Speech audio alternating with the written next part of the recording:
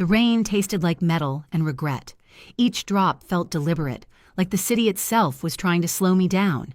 My lungs burned, throat raw from gasping air that never seemed enough. Behind me, his footsteps echoed with terrifying precision, not the frantic scramble of pursuit, but the measured rhythm of a predator herding prey into a trap. Run, Zara, just run. But where? I'd been running for 4 months. 4 months of cheap motels with stained carpets and doors that didn't lock properly. 4 months of looking over my shoulder in every grocery store, jumping at every unknown number, deleting social media only to create new accounts under fake names. The marketing consultant who kept showing up at my coffee shops. The packages delivered to apartments I'd never lived in. Photos of myself I didn't remember taking, sent from blocked numbers with messages that made my skin crawl. Dante's voice echoed in my memory, smooth and reassuring. Zara, you're being paranoid. I'm your cousin. I'm the only family you have left after the accident. But paranoia didn't explain the rage in his messages when I didn't respond fast enough. Didn't explain how he always found me, no matter which city I fled to. Didn't explain the feeling that my entire life was a stage set, and someone kept moving the props when I wasn't looking. The city's neon signs bled into the rain. Electric blue, violent pink, gold that looked like fire. My vision blurred at the edges, legs screaming for mercy I couldn't give them. Ahead, maybe 60 feet through the downpour, I spotted it. The Serpent's Den. Elegant script barely visible through the storm, but warm amber light spilling from tall windows like a promise of sanctuary. Closed. It looked exclusive, expensive. The kind of place where people like me, soaked, terrified, ordinary, didn't belong. I didn't care. 40 feet, 30.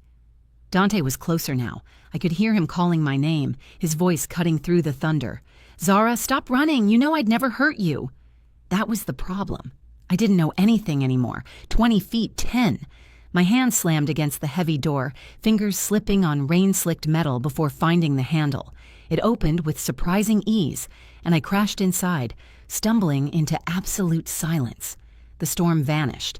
The world narrowed to this space, this moment, this mistake. I spun back, fumbling with the bolt until it slid home with a sound like a coffin closing. Please, I gasped, turning to face the room. He's going to... The words died. The Serpent's Den wasn't a lounge. It was a throne room pretending to be one.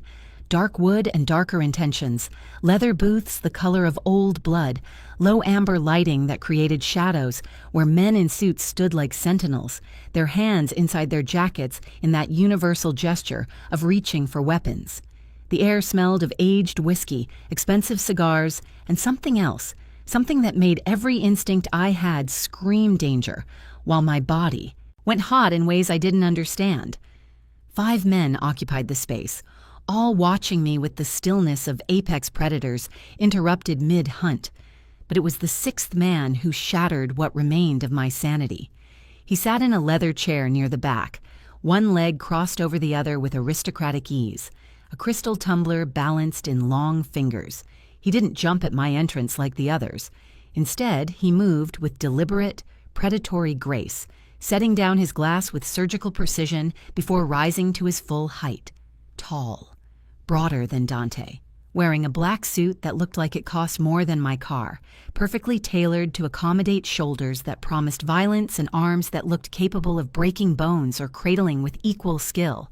His face could have been carved by an angry god, sharp jaw, high cheekbones, a straight nose that had been broken once and reset with meticulous care. A scar traced from his temple to his jaw, somehow making him more devastating. His eyes were dark, almost black in the low light, and they fixed on me with an intensity that made Dante's obsession look like mild interest. A serpent tattoo coiled up his neck from beneath his collar, the tail visible just above his crisp white shirt. When he swallowed, the serpent seemed to move, to breathe. Something in my chest cracked open. Not fear. Recognition. I'm sorry, I managed, hating how my voice shook. I was acutely aware of how I must look, soaked through, my braids plastered to my face and neck, my jeans and hoodie clinging uncomfortably, chest heaving. I didn't mean to intrude, I just needed... The bang on the door behind me cut off my explanation like a blade.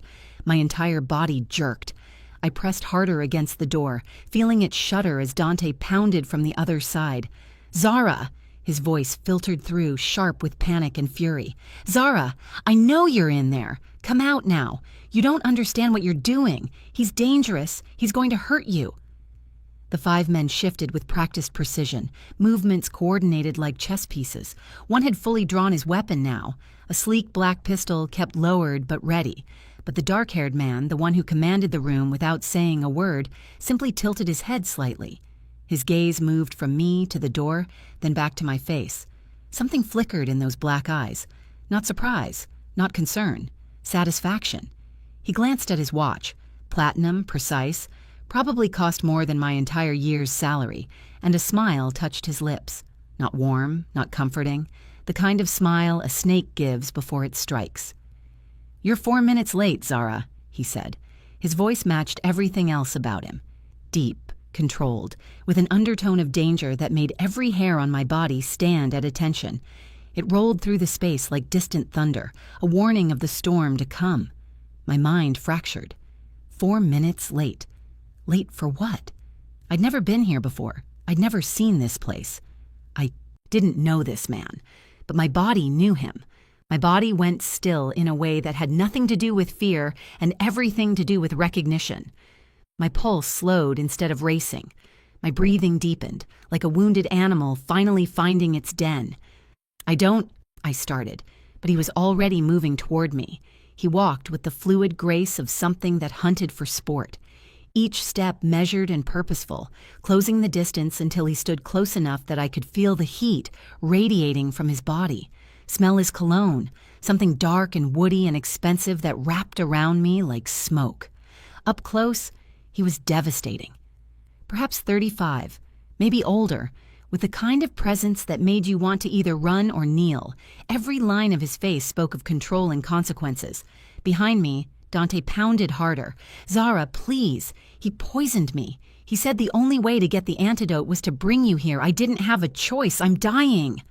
I froze, the words tumbling through my mind, trying to form a pattern I could understand. The dark-haired man's lips curved into something that might have been amusement if it weren't so cold. "Your cousin is correct," he said softly, his voice pitched for my ears alone. There was an accent there, something that made certain words sharper, more precise. "I did poison him. Slow-acting neurotoxin. Painful but not immediately fatal. I needed him motivated enough to guide you here without being obvious about it." My blood turned to ice. "What? He was just the sheepdog, Zara." He reached up and I should have flinched, should have pulled away, but I didn't, couldn't. His fingers touched my jaw, warm, careful, reverent, like handling something precious and broken. "But I am the serpent." His thumb traced my cheekbone, and a memory flashed. This same touch, this same hand. But I was laughing, and he was smiling, and there was a ring. "Welcome home, Zara," he whispered. "Welcome home, Mrs. Chen." And my entire reality shattered like glass.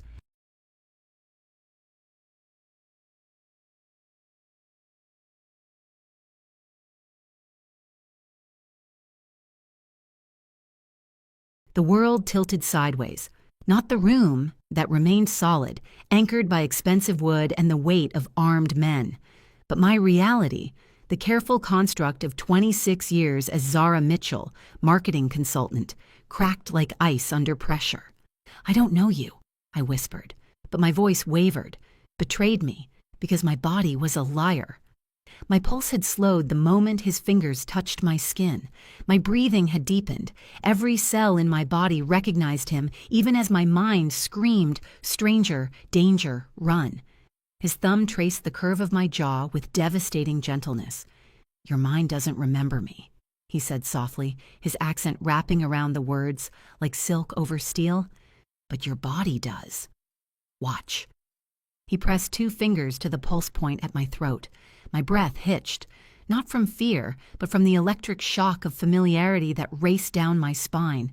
He counted silently, his dark eyes holding mine, and I watched something like pain flicker across his face. 68 beats per minute, he murmured. "You should be at 120 minimum after that sprint.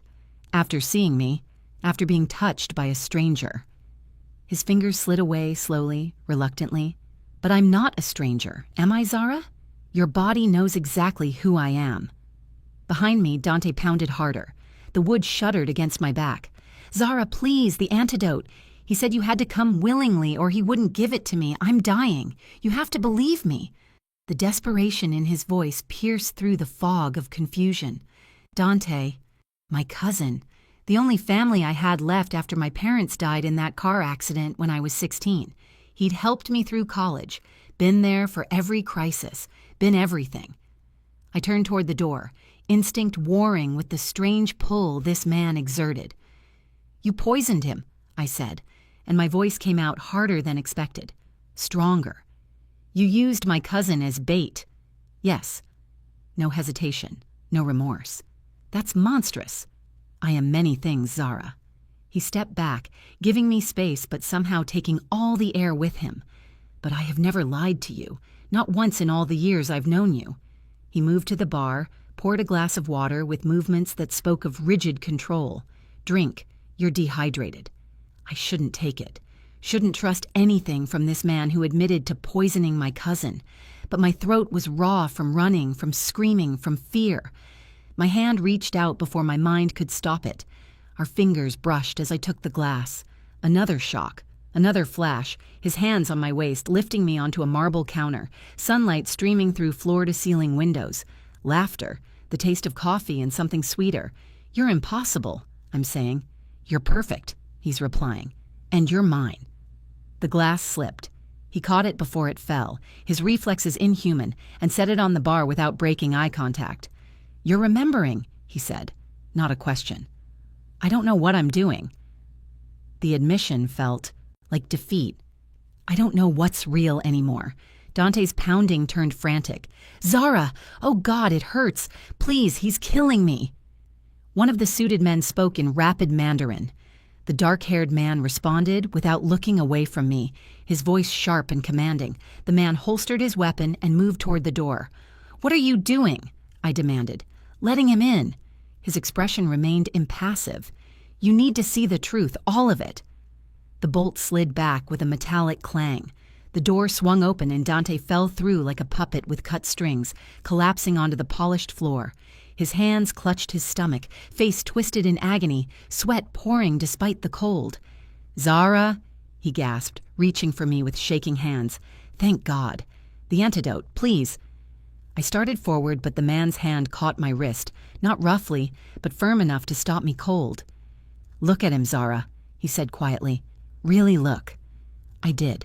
Dante was on his knees, trembling, tears streaming, but his eyes darted to the dark-haired man with something that wasn't just pain or fear.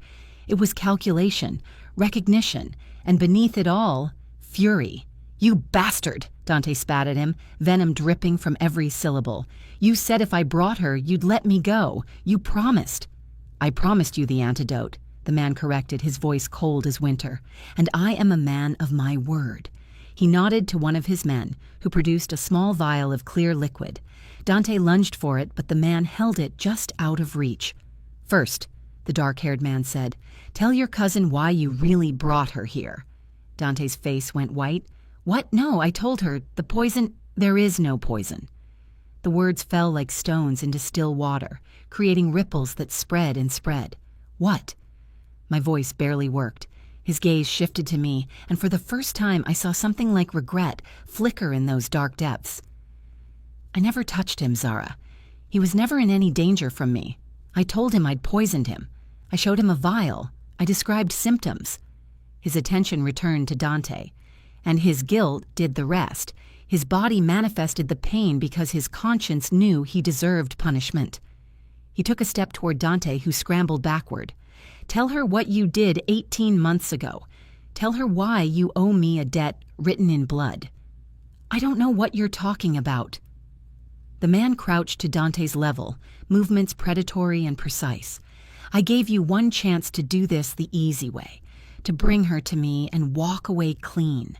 He stood, brushing invisible dust from his suit. Chen, show her. The man with the gun moved to a sound system built into the wall. He pressed a button and speakers crackled to life. Static. then breathing. Then a voice I recognized and didn't recognize at all. My voice. "If you're hearing this," the recording said, and the woman speaking sounded nothing like me. Her tone was cold, professional, devoid of emotion. "They've wiped your mind. Everything you think you know about the last 18 months is a lie constructed to keep you docile and hidden." I couldn't breathe, couldn't think. "Your name is not Zara Mitchell. You are Cobra. You stole something that could destroy the most powerful triad in North America. Do not trust Dante. He is not your cousin. He is your handler, placed by the Jang Syndicate to monitor you after the memory wipe. Everything he's told you about your past, the dead parents, the car accident, growing up together, is fabricated." The voice paused, and I heard myself take a shaky breath on the recording. "Run to the man with the serpent tattoo on his neck. Leon Chen. He is the only person you didn't betray. He is your—" The recording cut off abruptly. "No," I whispered. Then louder. "No, that's not—" "I remember my childhood. I remember Dante teaching me to ride a bike. I remember—" "Implanted memories," the man, Leon Chen, said, and there was something raw in his voice now. Pain bleeding through the control. "The Jang Syndicate has a psychologist on their payroll, Dr. Sarah Kim. She specializes in memory manipulation. You were her masterpiece." I looked at Dante, really looked, and I saw the truth written in every line of his face, the guilt, the fear, the anger at being caught. "Zara," Dante said, and now his voice was different, harder. The desperate cousin act had shattered. "Whatever he's telling you, it's not what you think. I was trying to protect you from him, from the Chen triad. They're criminals, Zara, killers." By lying to me? The words tasted like ashes. By making me think I was someone I'm not? Because the person you were is a thief and a killer who's left bodies across 3 continents. I was saving you from yourself. Leon moved so fast I barely registered it. One moment standing by the bar, the next his hand was around Dante's throat, slamming him against the wall with controlled violence.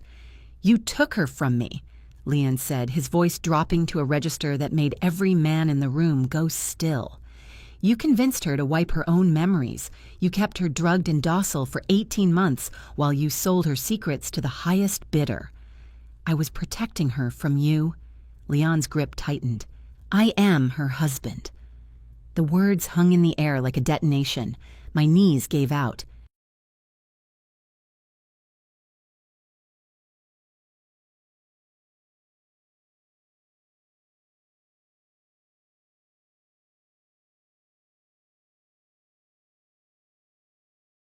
I caught myself against the bar, the polished wood, the only solid thing in a world made of lies.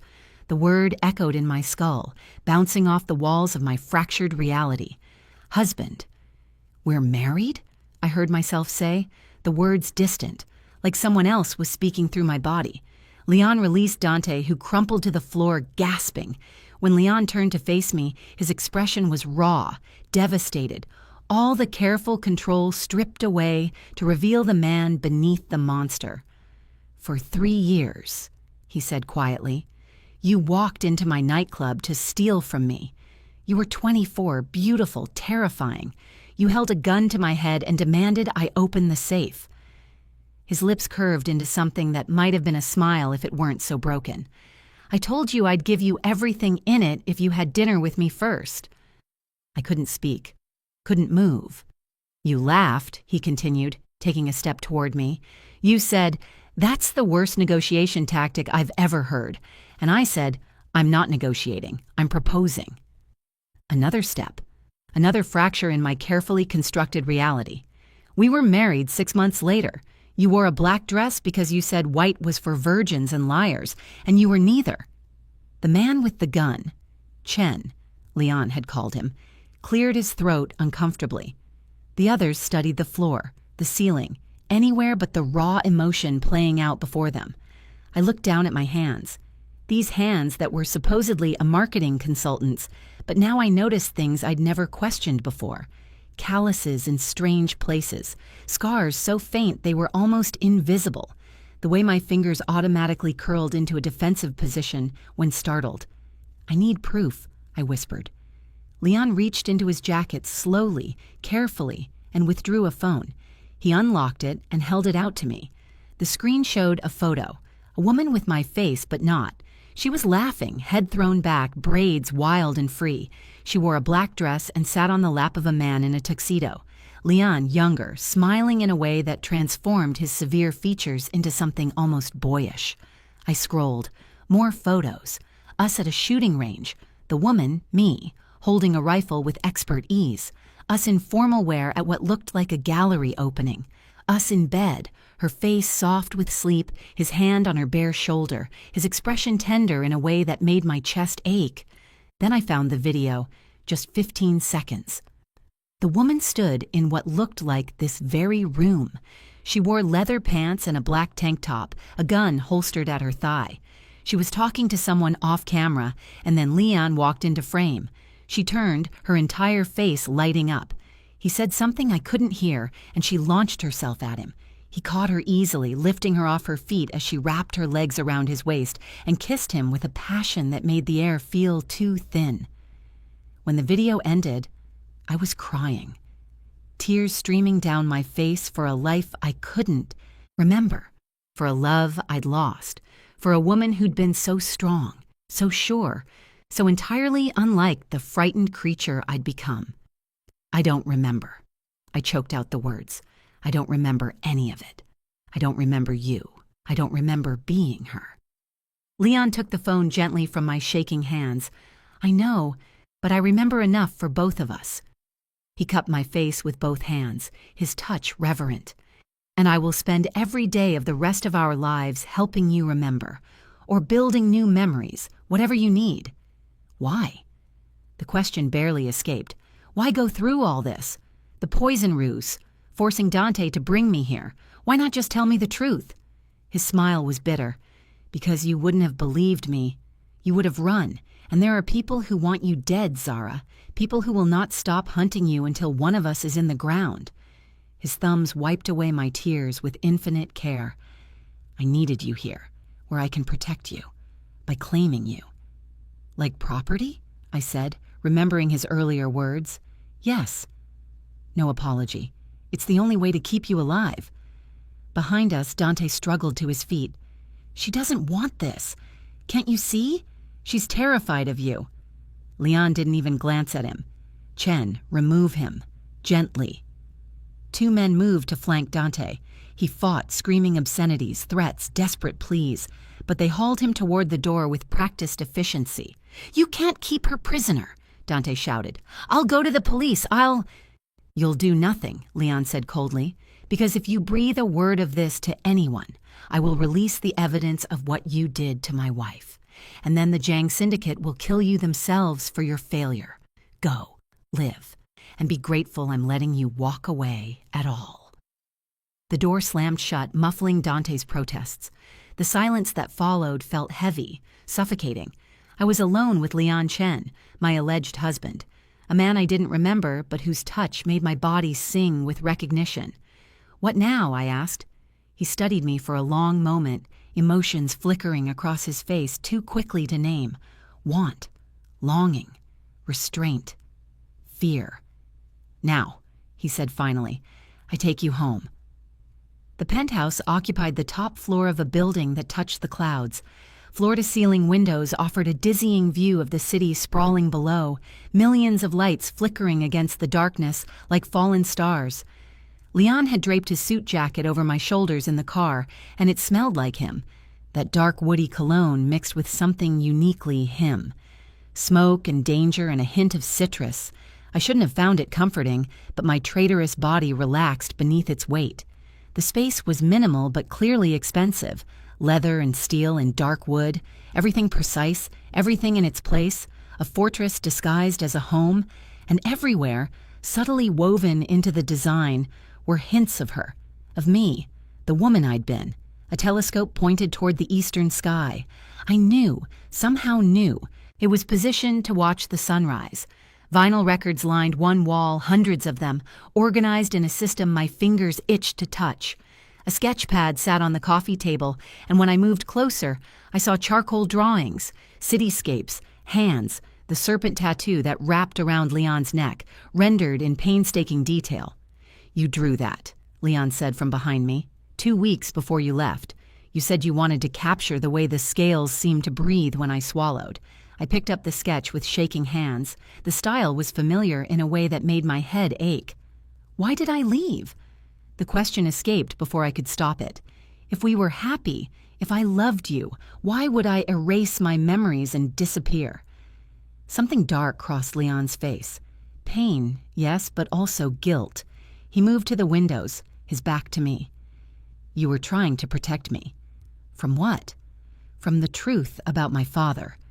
He turned, and the city lights cast shadows across his face, making him look like something carved from darkness itself. "You stole evidence that proved he was betraying the Triad. He was selling information to rival syndicates, embezzling money, planning to have me killed so he could maintain control." My chest tightened. "And you didn't know?" "I suspected, but I didn't want to believe it." His hands clenched into fists at his sides. "You found proof. Undeniable. And you knew what that proof would force me to do." "Kill him," I whispered. "Yes." No emotion in the word, just cold fact. Triad law is absolute. Betrayal is punishable by death, even if the traitor is your own blood, especially if he's your own blood. To maintain power, I would have had to execute my father myself. I sat down on the leather sofa before my legs could give out. So I took the evidence and ran. "You took the evidence and made a deal with Dante." Leon moved closer but stopped a respectful distance away. "He convinced you that if you disappeared, if you erased yourself and started over, the evidence would disappear with you.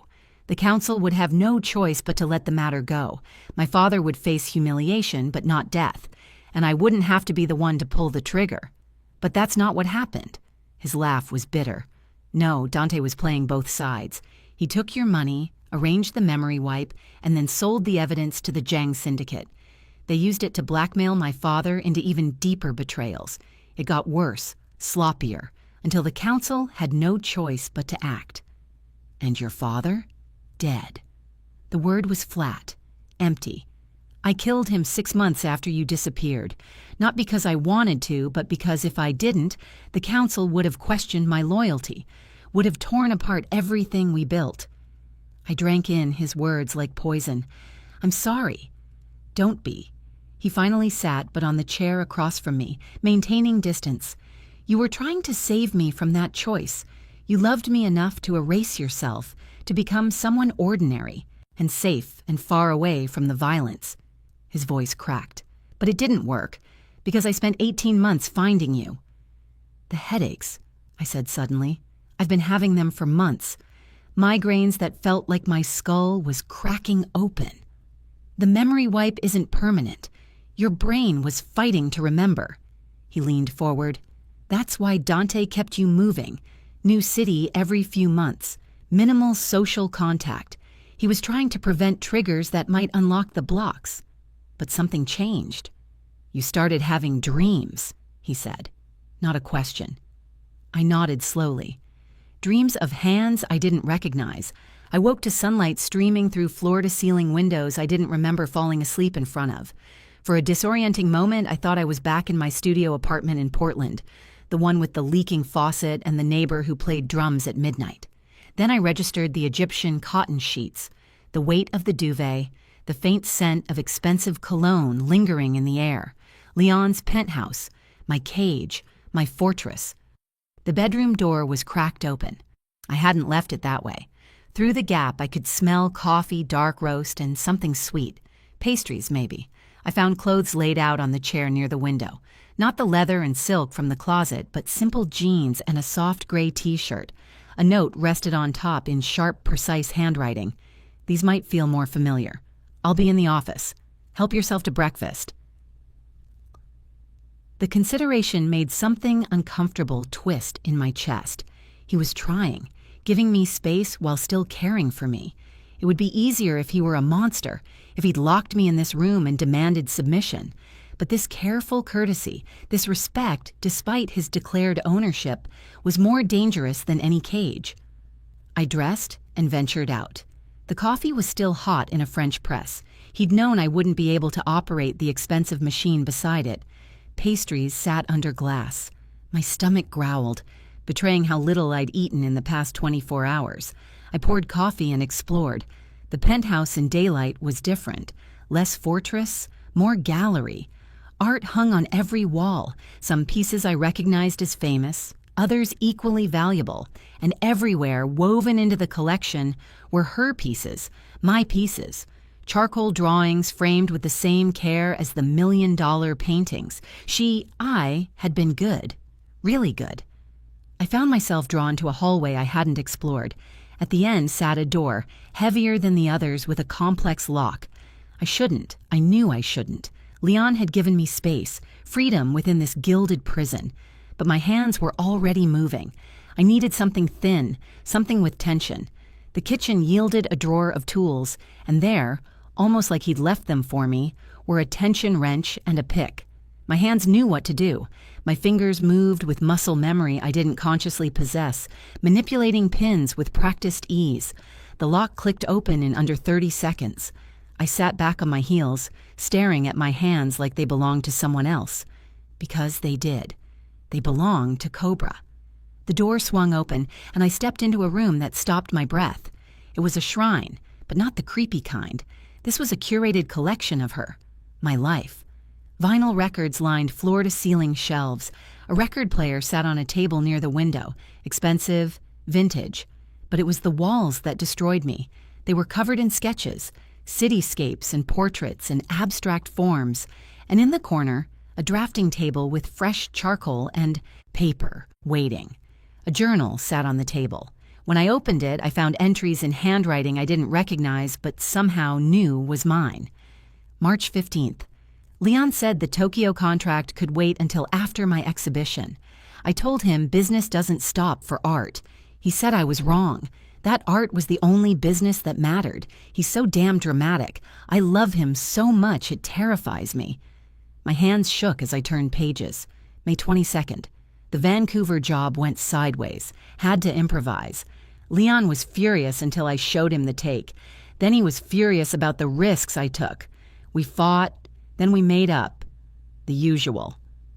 August 3rd. I found something I shouldn't have, evidence in Father Chen's office. I don't know what to do. If I tell Leon, it will destroy him. If I don't, it will destroy everything we've built. The entries stopped after that date. 2 days later, according to what Leon had told me, I disappeared. A sound behind me made me spin.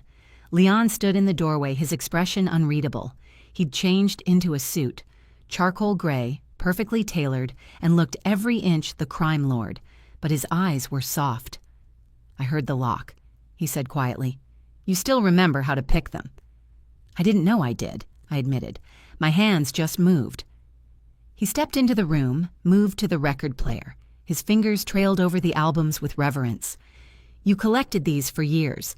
You said jazz was the only music that understood that beauty and violence could coexist." He selected a record, placed it on the turntable with gentle precision. The speakers crackled, then music filled the room. Piano, melancholy and complex, a woman's voice singing in a language I didn't understand but felt in my bones. "Chet Baker," Leon said. "My Funny Valentine, your favorite." The song washed over me, and with it came a flash, sitting on a balcony in summer heat, this music playing, hands sketching the skyline while someone watched, the feeling of being seen, being known. "I remember this," I whispered. Leon went very still. "What do you remember?" "Not everything, just a moment. Drawing, this song, being happy." I looked at him, tears streaming down my face. Was I happy before? "You were brilliant," he said, his voice rough. "You were terrifying and brilliant, and so alive it hurt to look at you sometimes." He took a step closer. "And yes, I think you were happy. We both were." "Show me something," I said suddenly. "Show me what she saw when she looked at you." Understanding flickered in his eyes. He moved to stand in the light from the window and without a word began unbuttoning his shirt. "What are you doing?" "You asked to see what she saw." He slid the shirt off, and I stopped breathing. Tattoos covered him, Not just his arms, but his chest, his back, his ribs. Serpents and dragons and phoenixes rendered in black and gray and hints of crimson. Every inch of skin told a story of violence and survival. Scars interrupted the ink. Bullet wounds, knife wounds. The roadmap of a life lived on the edge of death. She sketched every one of these, Leon said quietly. She traced them with her fingers first, learning the paths. Then she'd draw. She said she was memorizing me, making sure that even if everything else burned, she'd be able to reconstruct me from memory. I moved toward him without conscious thought, charcoal still in my hand from the drafting table. "May I?" He nodded.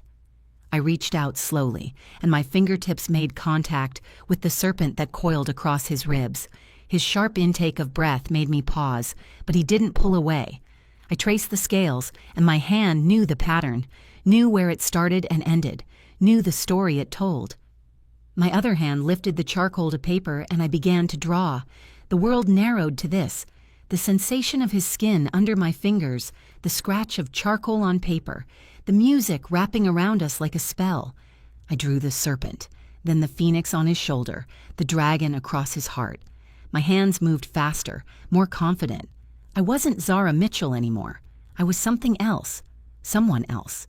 When I stepped back, the paper was covered in fragments of him, and they were good, professional. The work of someone who'd spent years studying her subject with obsessive devotion. Leon looked at the sketches, and something broke in his expression. "You remember?" "No," I said. "But she does. She's in my hands, in my fingers. Even if my mind doesn't remember, my body does." He crossed the space between us, and this time when he touched my face, I leaned into it. His thumb traced my cheekbone, and my eyes fluttered closed. "Tell me something true," I whispered. "I waited 18 months to touch you again," he said, his voice raw. "Every day I told myself if I could just find you, just see you one more time, I could let you go if that's what you needed, but I was lying to myself." His forehead pressed against mine. "I will never let you go, never. I will remake the world before I lose you again." "That's obsession." "Yes." "That's terrifying." "Yes." "I should run. You could try." His lips curved against my skin. "But your body would betray you. It already knows where it belongs." He was right. I could feel it in the way my pulse slowed in his presence, the way my breathing synced to his, the way every cell in my body screamed home when he touched me. "This is insane," I said. "I know. I don't even know you. You know me better than anyone ever has. You just don't remember it yet." The music swelled. Leon's hand slid into my hair, cradling my skull with devastating gentleness.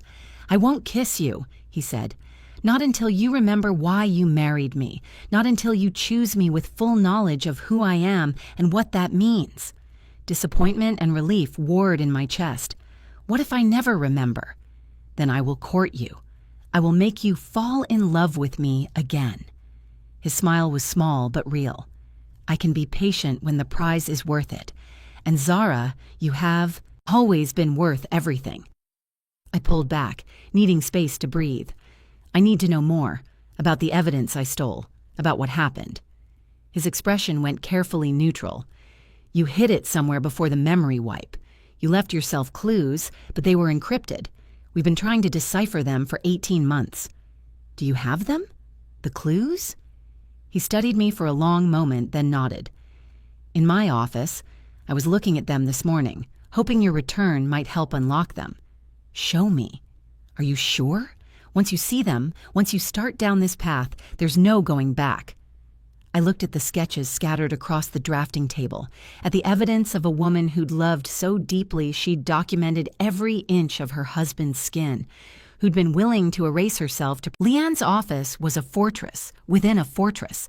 Glass walls offering views of the city, but I could see the seams where blast panels could drop, the subtle reinforcement that spoke of bulletproofing.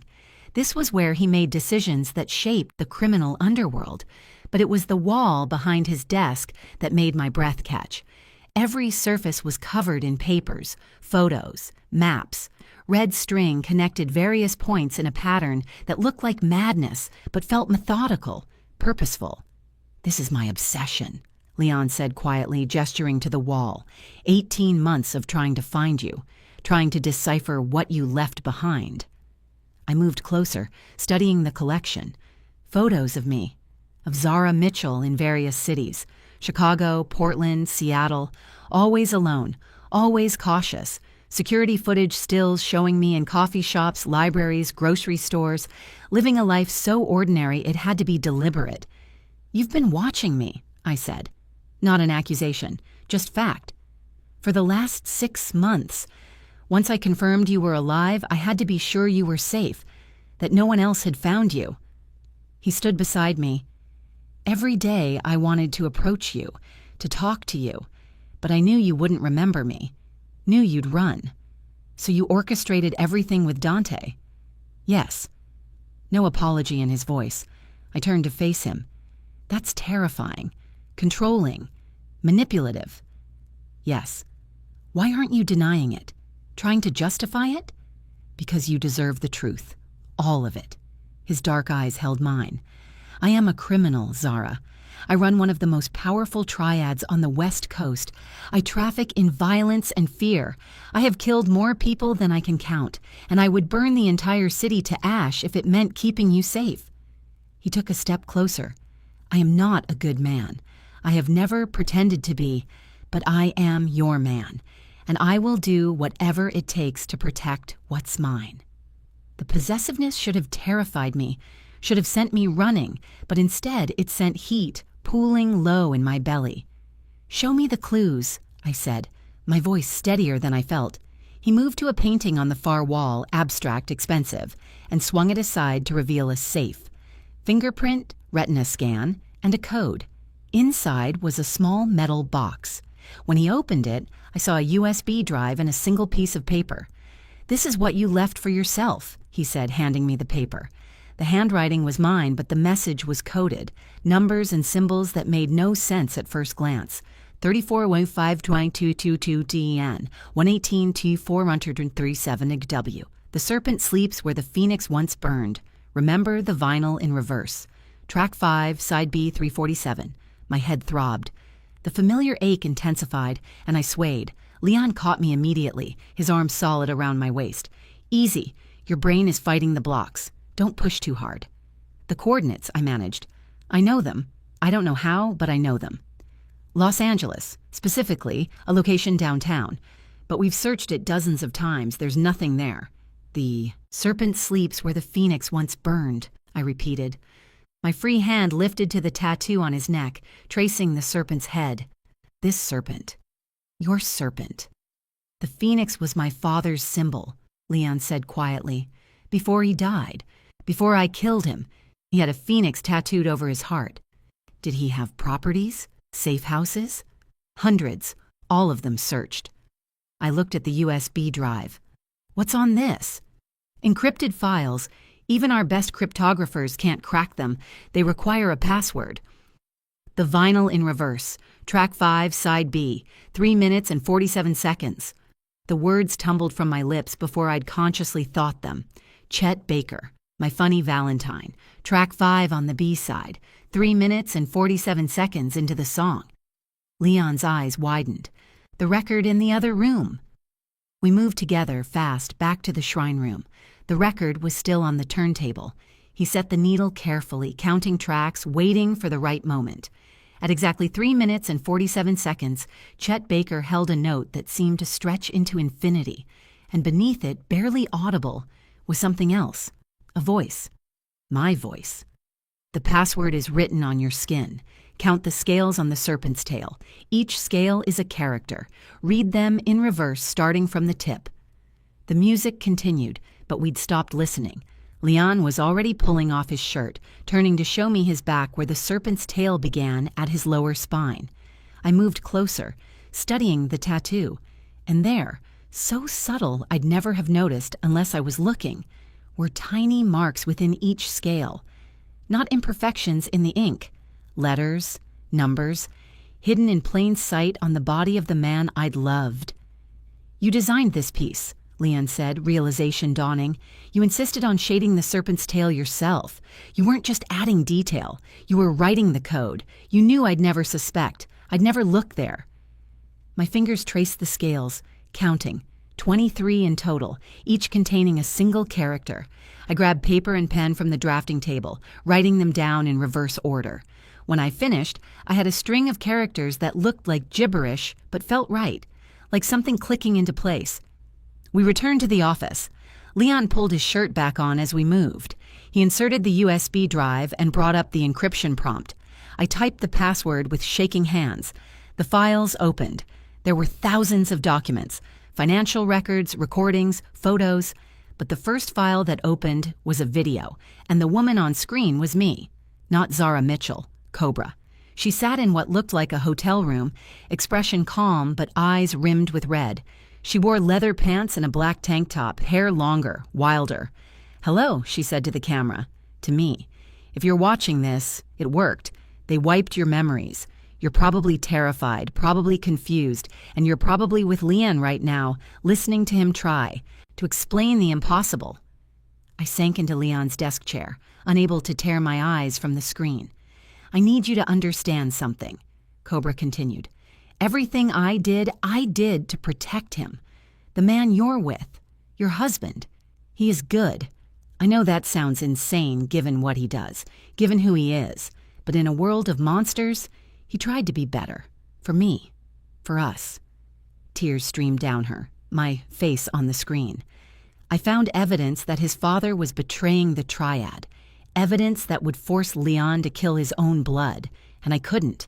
I couldn't let him become that, the kind of man who murdered his father even for good reason." She laughed bitterly. "So I made a deal with Dante. I'd disappear, take the evidence with me, erase myself. And in exchange, Leon would never have to know the full extent of his father's betrayal." Cobra leaned closer to the camera, expression fierce. "But I'm not stupid about this. The evidence on this drive will destroy the Zhang Syndicate. It will prove they were co-conspirators in Father Chen's treason. Use it. Burn them to the ground." She stopped, swallowed hard. "And then decide if you want to remember. There's a failsafe. Dr. Kim's notes on the memory wipe procedure. It can be reversed. But understand, if you reverse it, you'll remember everything. The good and the horrible. The love and the violence. The woman you were and the things she did." She reached out, touched the camera lens like she could touch me through time. "I loved him more than I thought it was possible to love anyone. And if you're watching this, it means he loved me enough to spend months finding me.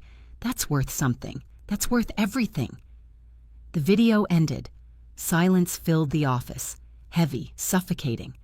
"You sacrificed yourself for me," Leon said finally, his voice wrecked. "You loved me so much you erased yourself."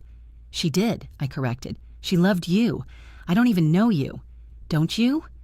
He moved into my line of sight, crouching in front of the chair so our eyes were level. "Your body knows me.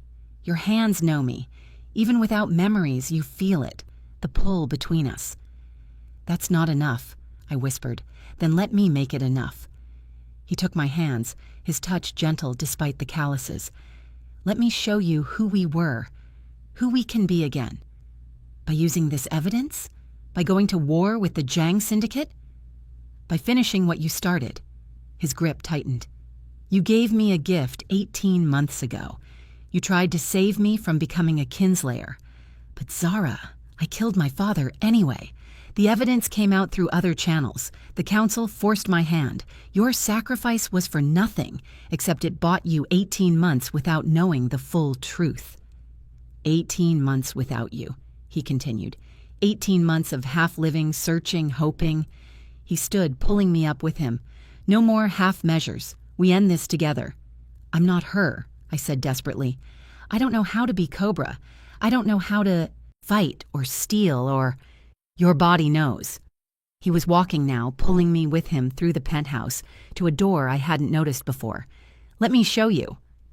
The door opened onto stairs leading down.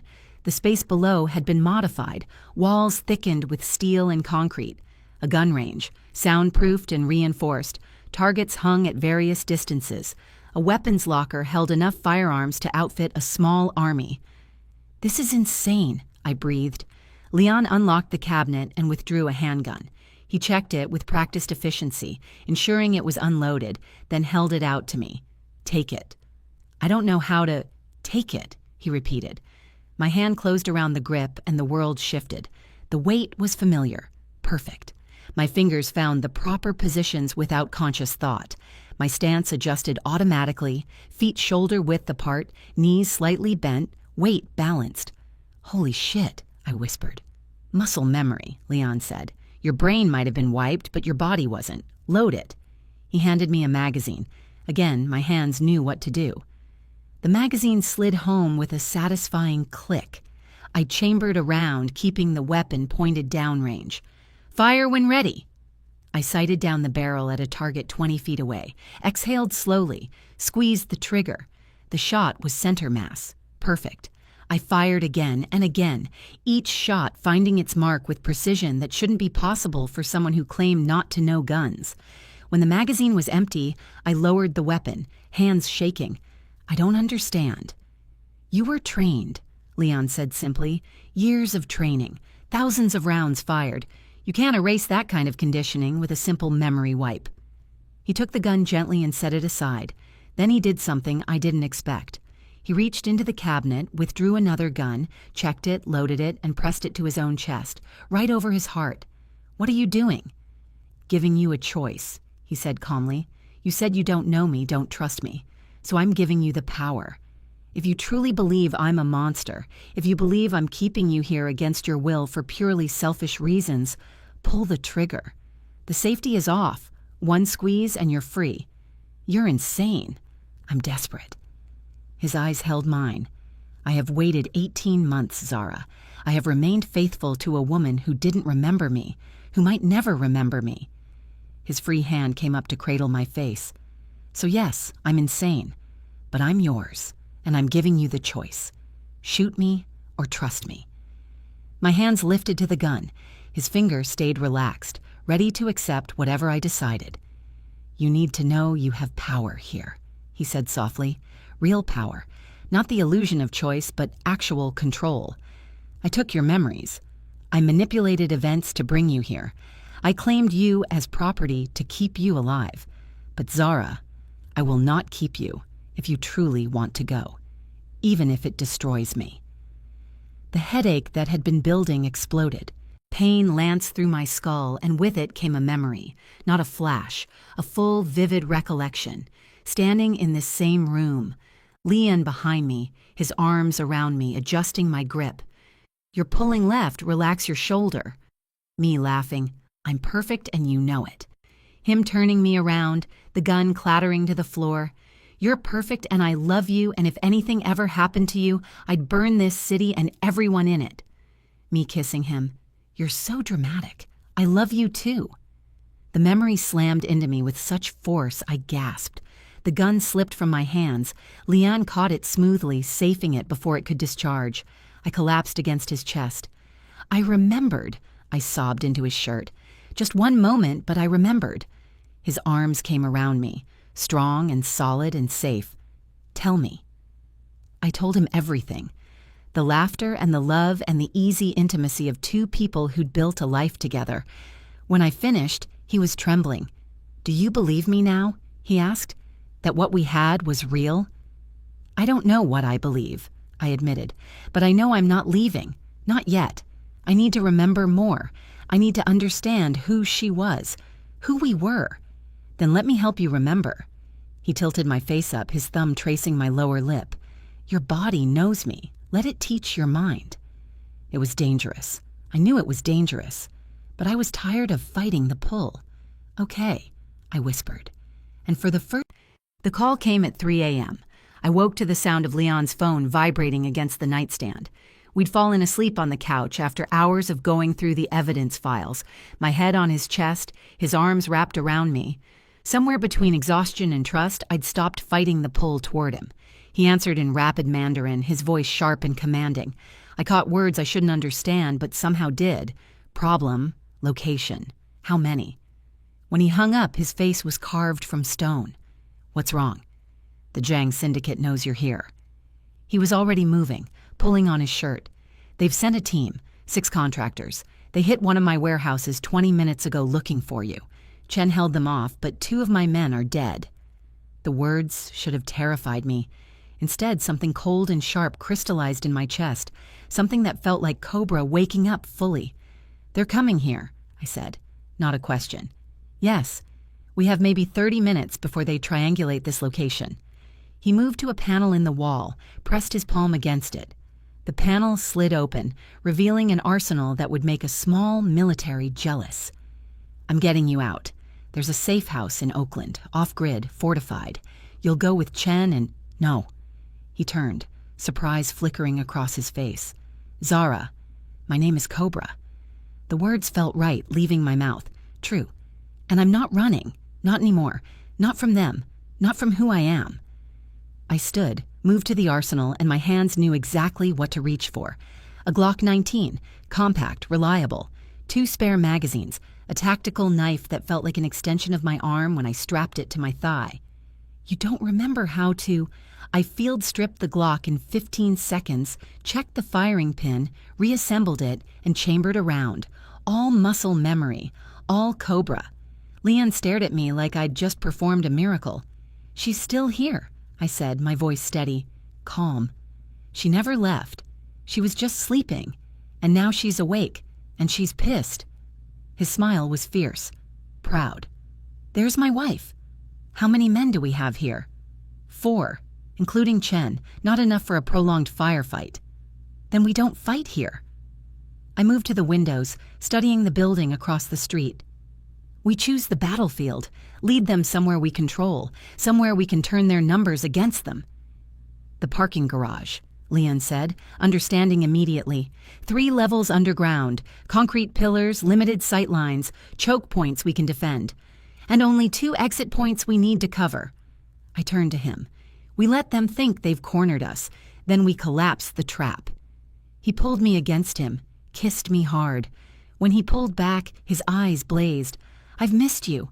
God, I've missed you." "I'm not fully back yet," I admitted, "but I'm getting there.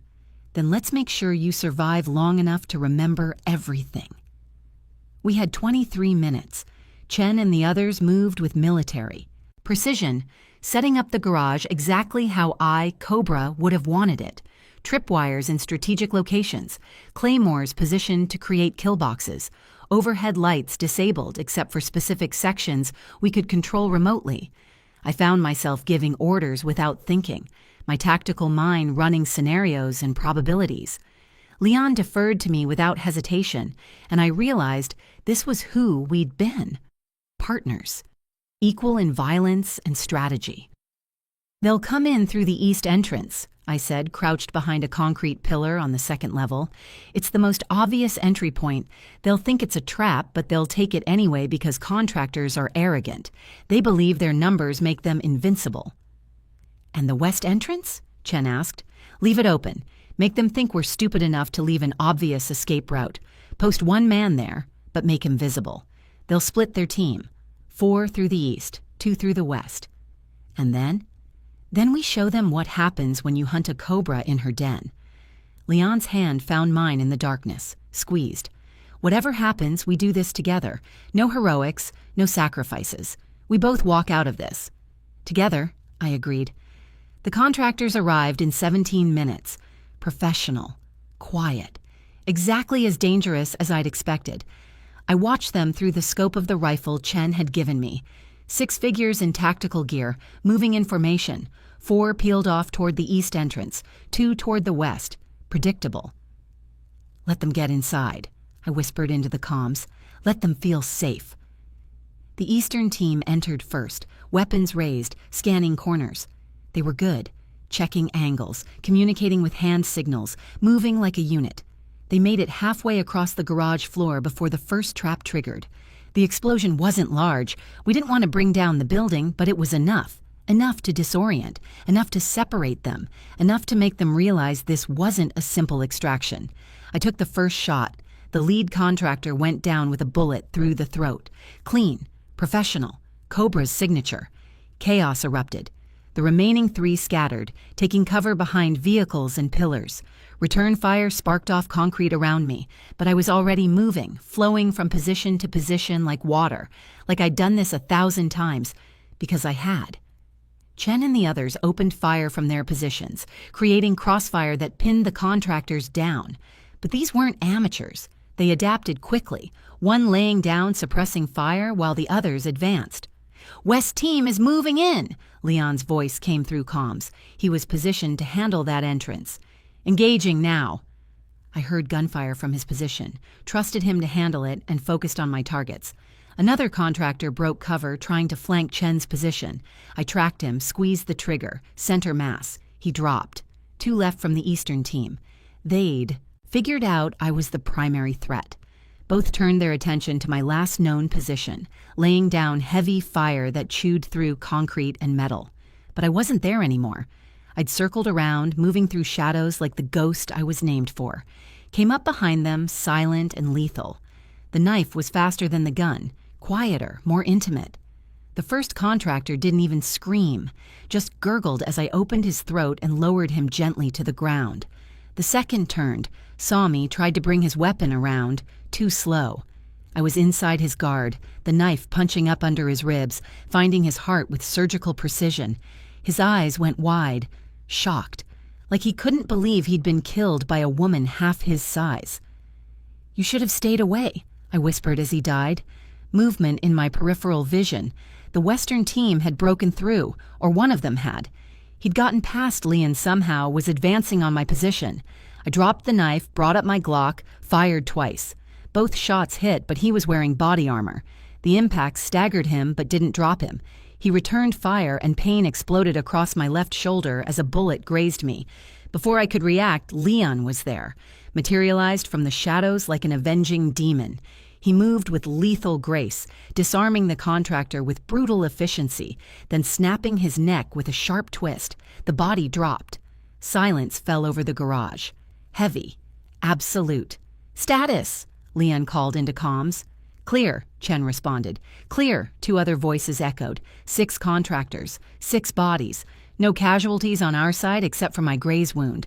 Leon was at my side immediately, his hands gentle despite the violence still thrumming through both of us. "You're hit." "It's nothing." Barely broke skin.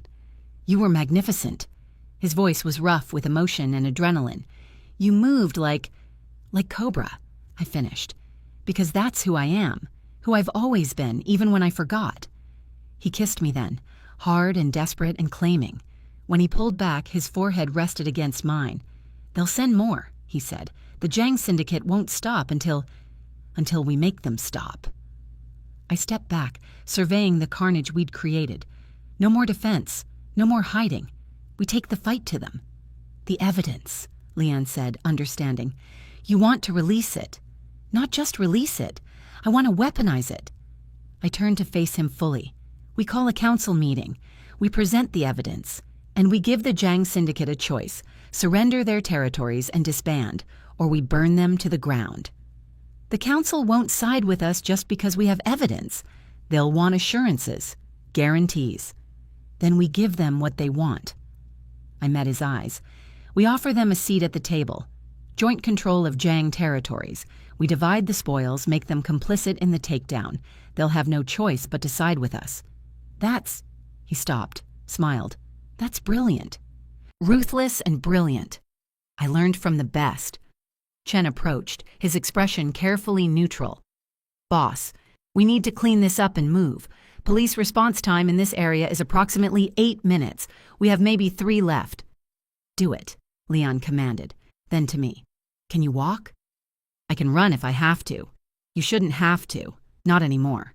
He lifted me despite my protest, cradling me against his chest. "You've proved your point. You're Cobra. You're deadly. You're everything I remembered and more. But you're also my wife, and I will be damned if I let you bleed out in a parking garage because you're too stubborn to accept help." I should have argued, should have insisted on walking under my own power, but the adrenaline was wearing off, and the pain in my shoulder was intensifying, and something about being carried by this man felt right, safe, home. "The council meeting," I said as he carried me toward the exit. "How soon can you arrange it?" 48 hours, maybe less if I call in favors." "Do it." "And Leon?" "Yes?" When we walk into that room, I want them to see exactly who I am. Not Zara Mitchell, the frightened woman running from shadows. Not even Cobra, the thief they've been hunting. I want them to see Cobra Chen, your wife, your equal, your partner. His smile was proud and fierce and full of promise. Then that's exactly what they'll see. We emerged from the garage into the pre-dawn darkness.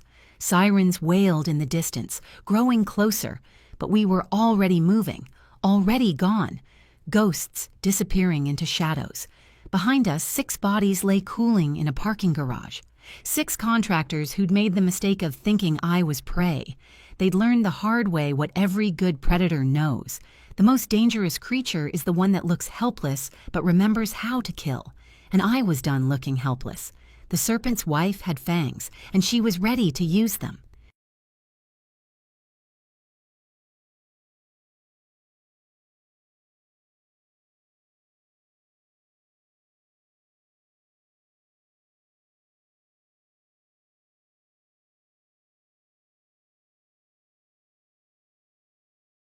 The council room was a temple to expensive violence. Circular table carved from single piece of mahogany, high-backed chairs arranged around it like thrones. 12 seats, 1 for each major triad represented in the North American syndicate hierarchy. Most were already occupied when we arrived. I dressed for war. A crimson dress that hugged every curve, high neck to hide the bandage on my shoulder, with a slit up the thigh that allowed movement. Allowed violence if necessary. Black heels that could be weapons. Hair swept back severely, makeup dramatic. I looked like a queen preparing to claim her throne. Leon wore all black, his suit perfectly tailored, the serpent tattoo visible above his collar. We moved together like predators, synchronized, dangerous, undeniable. The room went silent when we entered. Chairman Wu of the Jiang Syndicate sat directly across from where we'd stand. He was older, 60s maybe, with the kind of face that looked grandfatherly until you saw his eyes. Cold, calculating, lethal. "Kim Leon," he said, his voice smooth as poison. "This is a council meeting. Wives are not—" "She's not here as my wife," Leon interrupted, his voice cutting through the space like a blade. "She's here as Cobra, and she has something you all need to see." I moved to the center of the table, setting down the leather portfolio with deliberate care. 18 months ago, I stole evidence that proved Father Chen was betraying the triad. I disappeared to protect my husband from having to execute his own blood. I opened the portfolio, began laying out documents. But while I was gone, certain people decided to profit from my sacrifice. Chairman Wu's expression didn't change, but I saw his hands tighten on the armrests. "Bank transfers," I continued, placing paper after paper, showing the Jiang Syndicate receiving payments from Father Chen in exchange for protection. Recorded conversations where Chairman Wu and Father Chen discuss eliminating Leon once he became inconvenient.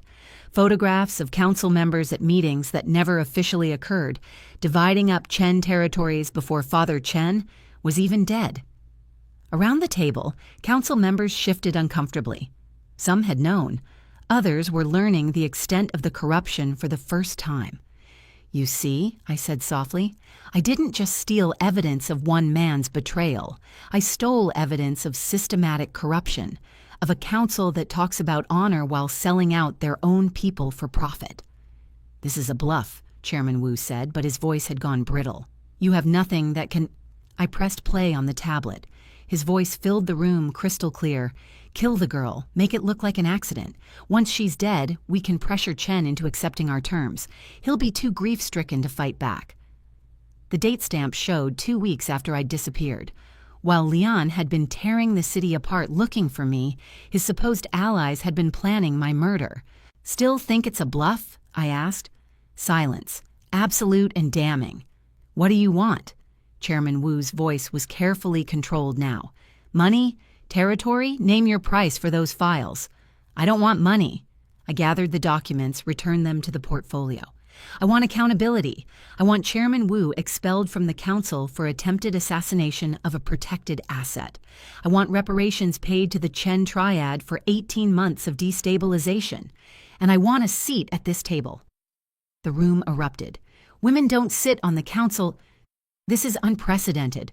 The bylaws clearly state—" The bylaws, Leon's voice cut through the chaos like thunder, also state that any member who provides evidence of corruption sufficient to remove a sitting chairman is entitled to claim that seat as restitution. My wife has provided that evidence. Chairman Wu attempted to have her murdered. By syndicate law, she has the right to demand his seat. Or, I said quietly, and the room went silent again. I release everything, every file, every recording, every piece of dirty laundry the council has been hiding for the last decade. I send it to the FBI, the DEA, Interpol, and about 40 different journalists who'd love a Pulitzer for exposing the criminal underground. By tomorrow morning, none of you will be able to operate. That would destroy you too, Chairman Wu hissed. I died 18 months ago when I erased my memories to save my husband. I smiled, and it was Cobra's smile, all sharp edges and promises of violence. You can't threaten a ghost with death, but you can make her angry, and an angry ghost burns everything down. What are your terms? Another council member spoke, Madame Liu, head of the San Francisco faction. She was younger than Wu, sharper, and I could see the calculation in her eyes. All of them. 1. Chairman Wu is removed from the council effective immediately. His territories are divided, 60% to the Chen Triad as reparation, 40% split among the remaining council members. 2. I take his seat. Cobra Chen, equal partner in the Chen Triad, equal voice at this table. 3. All outstanding contracts on my life are canceled with extreme prejudice. Any contractor who attempts to collect forfeits their life and their clan's protection. 4. The evidence remains sealed in a dead man's switch. If anything happens to me, my husband, or any future family we build, everything goes public automatically.